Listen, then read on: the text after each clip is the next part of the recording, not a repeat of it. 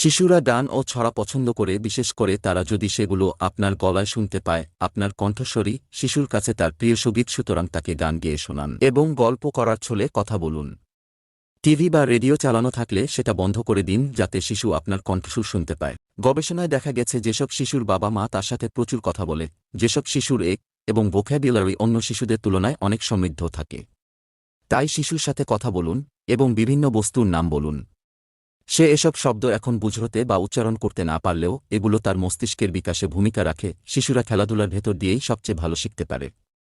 সুতরাং গান এবং ছড়াকে মজার খেলায় পরিণত করুন। আপনার গলার স্বরের ওঠানামা কিংবা কিছু অঙ্গভঙ্গি করুন। আপনারা একসাথে যা করছেন তা নিয়ে আপনার শিশুর সঙ্গে কথা বলুন, যেমন বাচ্চাকে গোসল করাচ্ছেন, খাওয়াচ্ছেন, তার ন্যাপি বদলে দিচ্ছেন।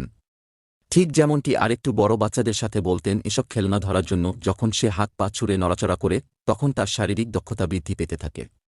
মাঝে মাঝে শিশুকে উপর করে শুইয়ে তার সামনে একটি বল গড়িয়ে দিন বা একটি খেলনা গাড়ি চালিয়ে দিন। এটি তাকে সেগুলোর গতিপথকে অনুসরণ করতে উৎসাহ দেবে।